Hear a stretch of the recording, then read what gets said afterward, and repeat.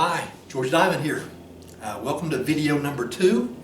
Today we're looking at limits at infinity. So the end behavior of a function as x goes to infinity or positive infinity. Now in our textbook, this is section 3.5 in the Larson text. And in this video we're going to look at some examples. Now in the first video we did our class notes, some theorems, vocabulary, stuff like that. But in this video here we're going to do several examples. Now we're going to start off with a couple of rational functions, how to find the limits as x approaches infinity or negative infinity of a couple of rational functions. After this we're going to take a look at an irrational function, and we're going to finish up with a couple of trig functions. Alright, so let's start off with example number 1. We're going to find each limit, and this is the limit as x approaches infinity of 2x minus 1 over x plus 1. Now, in the first video, we said to calculate a limit of a rational function, so you always want to divide every term in the function by the highest degree of x in your denominator, so at the bottom of your fraction. Now, this is x to the first power, so let's divide every term in our function by x. All right, so this will give us 2x divided by x minus 1 over x in your numerator. So divide each term by x. In the denominator, you end up with x divided by x plus 1 divided by x. Now, once you divide everything by x, now you have to simplify your expression here. The x's are going to cancel out. These will reduce to 1 over 1, and that gives us 2 minus 1 over x divided by 1 plus 1 over x. Now, remember we looked at this in the first video. 1 over x goes to 0. 1 over x goes to 0. So those go to 0, and we end up here with 2 minus 0 over 1 minus 0, which is 2. So we say the limit as x approaches infinity of 2x minus 1 over x plus 1 would be positive 2. Now that would also be the horizontal asymptote. So if you're describing the horizontal asymptote, would be the line y equals 2. So it would be the horizontal line. Okay, now let's take a look at problem number 2. So let's look at problem number 2. Now, in this problem, we're looking at, this is another rational function. This time we're going to find the limit as x approaches negative infinity of 5x squared plus 1 over negative 3x squared plus 7. Now, remember, we're going to divide every term in the function by the highest degree of x in the denominator. In this case, it will be x to the second power. So let's do 5x cubed divided by x squared plus 1 over x squared divided by. Let's divide both terms in your denominator by x squared. So we end up with negative 3x squared over x squared plus 7 over x squared. Now once you set your division up, now you got to simplify, right? 5x cubed over x squared will simplify as 5x plus. So 5x plus, now 1 over x squared, this is going to go to 0, and so will this. This will go to 0 too, be 5x plus 0 over. In the denominator here, these will cancel out, and that gives us negative 3 plus 0. Now think about this. We end up here with, as we look at what's left, we end up with 5x divided by negative 3. Now remember, we're looking for the limit as x approaches negative infinity. All right, and so think about it as you look at what's left in your expression with 5 times x over negative 3. As x approaches negative infinity, the numerator 5x is getting smaller and smaller as x approaches negative infinity, divided by negative 3. Well, the denominator doesn't change. So really, as you look at this, there's not a single number in which x approaches here. All right. So the numerator is just getting bigger, is getting smaller and smaller and smaller. So in this case here, there is no limit with this particular function. So there's no limit. Now, if you're looking for asymptotes, there's no asymptotes either. All right, so there's no asymptote here. So there's no limit. So you end up with negative infinity over negative 3, which is indicates no limit. Okay. Now let's take a look at problem number 3. So our third example here. Now looking at the third example. Now with this rational expression, we're looking for the limit as x approaches positive infinity of 2x to the 10th minus 1. Over 10x to the 11th minus 3. Now once again, as you set your problem up, so you're going to divide every term by the highest degree of x in your denominator, which would be x to the 11th. So this will be 2x to the 10th divided by x to the 11th minus 1 over x to the 11th divided by. So So take both terms in your numerator, divide each of those by x to the 11th. In the denominator, this will be 10x to the 11th divided by x to the 11th minus 3 divided by x to the 11th. And once you set your division up, let's simplify now. Let's see, now here the x to the 10th and the x to the 11th will reduce. That'll reduce to 1. This will reduce to just x. So you end up with 2 over x minus 1 over x to the 11th divided by.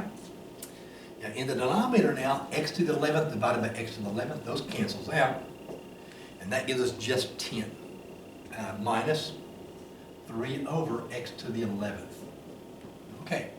Now the three fractions all go to 0. All right, so in the numerator here, we end up with 0 minus 0 over 10 minus 0, which is 0 over 10 or 0. All right, so we say the limit here as x approaches infinity is 0.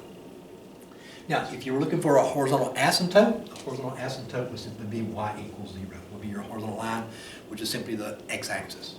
Right. So three examples of three examples. You have three rational functions. Fairly simple to take or to find the limit as x approaches infinity, or if you're looking for vertical asymptotes, then the same way. Now, in the first video, now we looked at three cases that we can that will save us the time of having to go through the same process. So really, if you're just looking for an asymptote, you should be able to look at your function, compare the degree of the numerator and the degree of the denominator if you're just looking for an asymptote.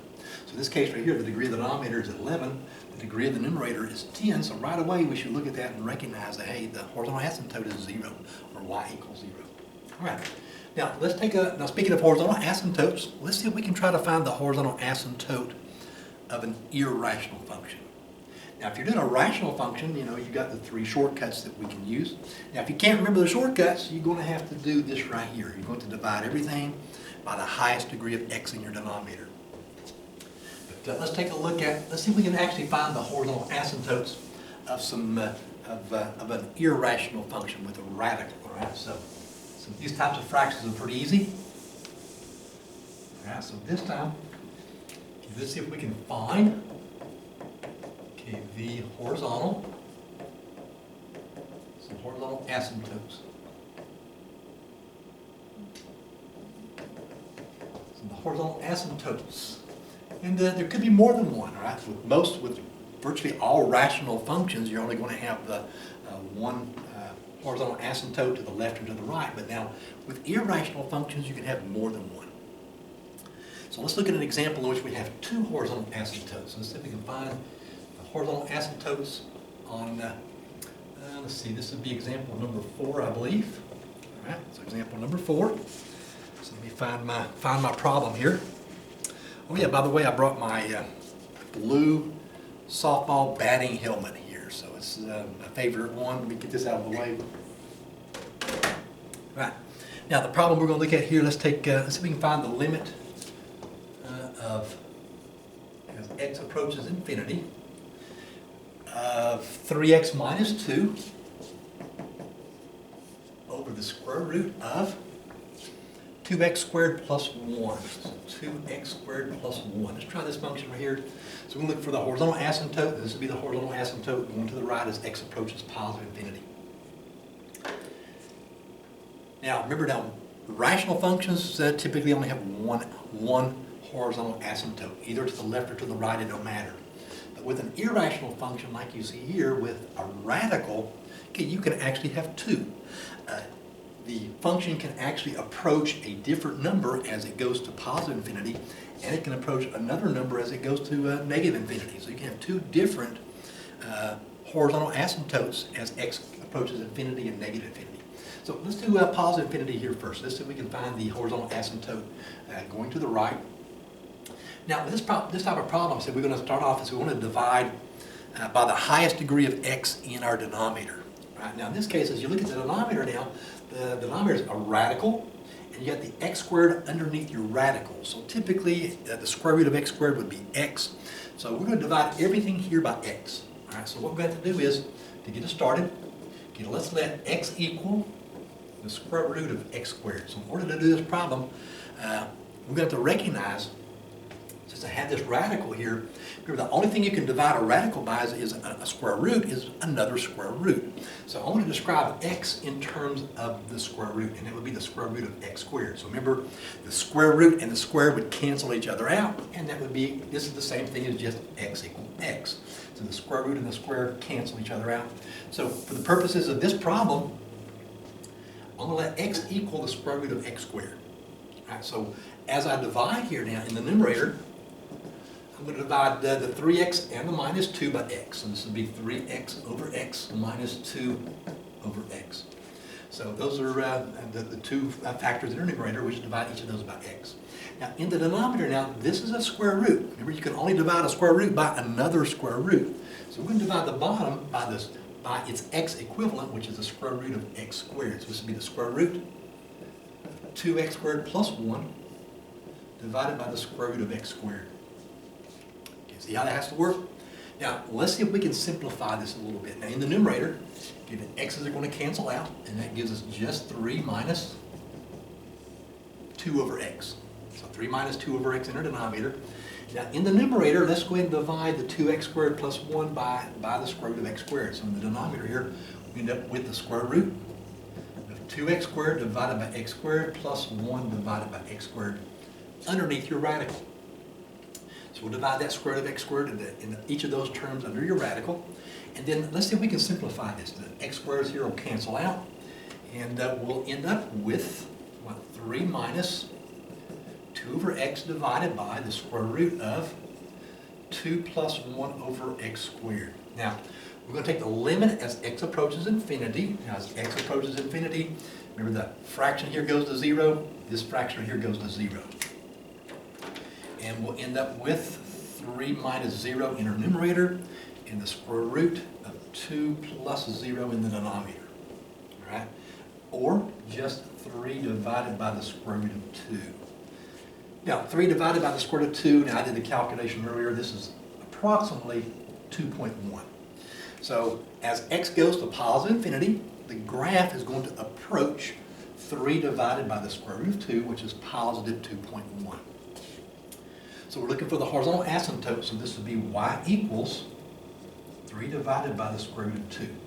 So that's our horizontal asymptote as x approaches positive infinity. Okay, now let's check the graph as x approaches negative infinity, so the other direction of the graph, right? Now this time, erase this. Now this time we're going to have to, as we get started here, now, so when x approaches positive infinity, so let me erase this. As x approaches positive infinity, we let x equal the square root of x squared. Now, as x approaches negative infinity now, right, so with this time, we're going to have to let negative x equal the square root of negative x squared, like so. All right? Now, I'm going to simplify this a little expression because I'm going to have to use the radical to divide into the bottom of our fraction here. Right, now this is equivalent to negative x is equal to the square root. Now negative x squared is still just x squared. Let's change the signs on both sides of our equal sign. X will be equal to the negative square root of x squared. So this time, since we're going to the left, we're approaching negative infinity. I'm going to let x equal the negative square root of x squared. So you're using negative x and then negative x here. So we're going to let x equal the negative square root of x squared now. Right? And when we divide the radical on the bottom, we'll have to divide it by the negative square root of x squared. Right? So let's get started. Let's divide every term in your function by the highest degree of x. And on top again, that would be 3x over x minus 2 over x. In the denominator now, this will be the square root of 2x squared plus 1 divided by the negative square root of x squared. So this is the big difference, really the only difference when you're calculating this type of limit as x approaches negative infinity, and you're looking for the horizontal asymptote as x goes to the left. Now, as we divide this now, it's very similar to the one we just did here. The x's are going to cancel out. That gives us 3 minus 2 over x divided by. Now, as you divide your radical here, you have the positive radical divided by the negative radical. That'll just make that radical on the bottom negative. So the positive divided by negative, it's just a negative radical. And then we do the same as we did before. That would be 2x squared divided by x squared plus 1 over x squared.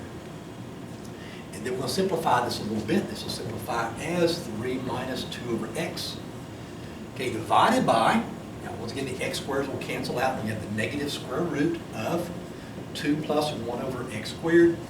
The two small fractions both go to 0, and this time we'll end up with 3 divided by negative square root of 2.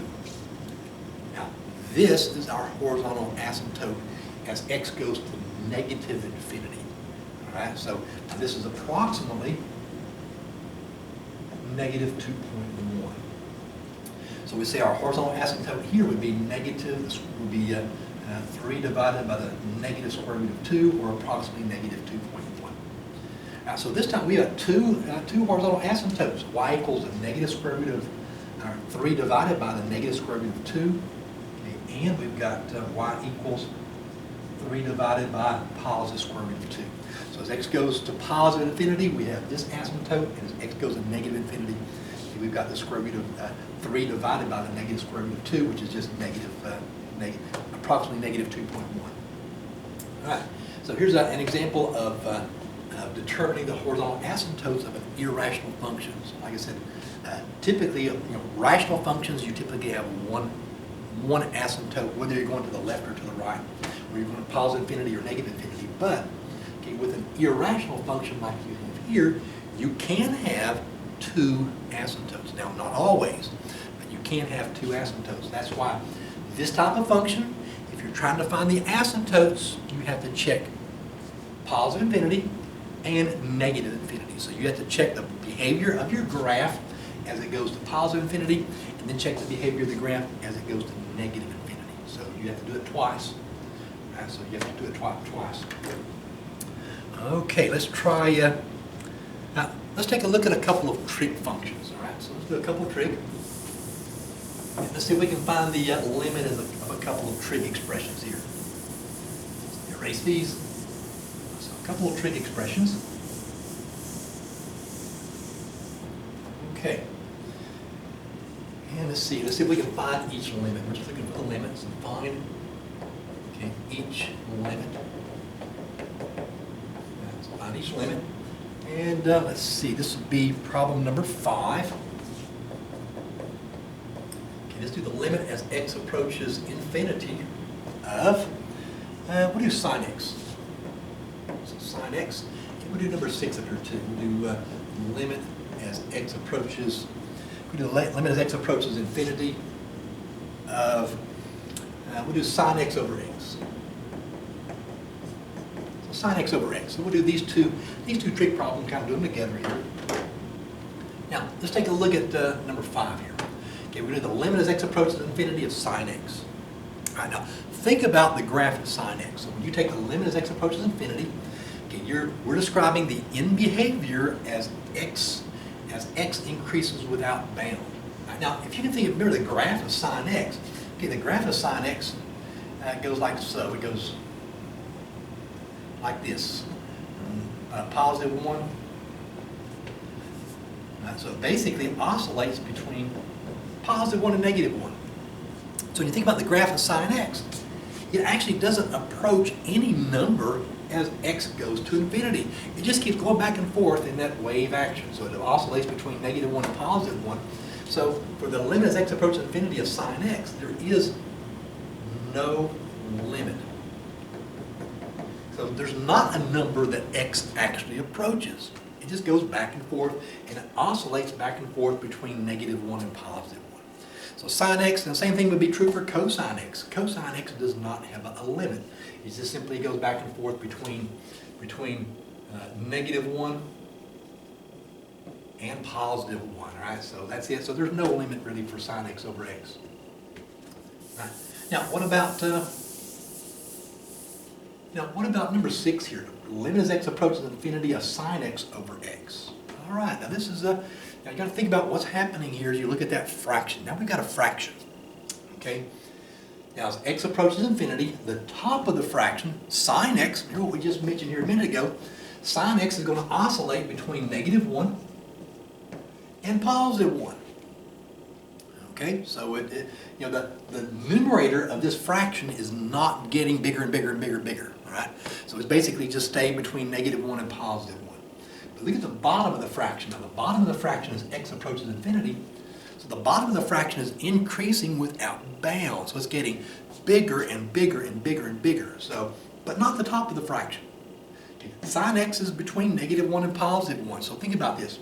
You got negative 1 to positive 1, and the bottom of the fraction is getting larger and larger and larger. So the fraction itself is getting smaller and smaller and smaller. So this limit right here is 0. Right? So the bottom of the fraction keeps getting larger. The fraction itself keeps getting smaller and smaller and smaller. So we say that the limit as x approaches sine x is 0. And let's do one more trig problem to finish this up. Let's try this trig problem here. And this time let's do the limit as x approaches infinity. This will be problem number 7, I believe. So the limit as x approaches infinity. So the limit as x approaches infinity. Let's do x minus cosine x over x. Let's try this trig function right here. All right. Now, to see what's happening, now first I would kind of look at this, I kind of break this apart as two different limit problems. I would do the limit as x approaches infinity of x divided by x, okay, plus the limit as x approaches infinity of negative cosine x over x. I do it like this right here. So divide x into both of those terms, and let's see what's happening now. Now, x over x simplifies to 1, so you end up here with the limit as x approaches infinity of 1. Well, 1 is a constant. The limit as x approaches infinity of 1 is 1 plus. Now, we looked at something like this a minute ago with the sine x. So the limit of cosine x as x approaches infinity. Cosine x, just like sine x, oscillates between negative 1 and positive 1, right? So negative 1 and positive 1. The bottom of the fraction is getting larger and larger and larger. So this here is going to approach 0. So you end up here with 1 plus 0, which is 1. So with this particular function, x minus cosine x over x, kind of break it up, divide x into both of those terms in your numerator, and then see what's happening with each one of them. So x over x is just 1, and the limit is, that's just a horizontal line, if you will. As x goes to infinity, you know, y is still 1. Negative cosine x over x, you have negative 1 to positive 1, that oscillation. The bottom of the fraction is increasing without bound, so that fraction is going to be 0. We end up with 1 plus 0, which is just 1. Well, hopefully you found some of these examples helpful, and with my classes, now we'll be doing some more examples in class, and when I see them in class.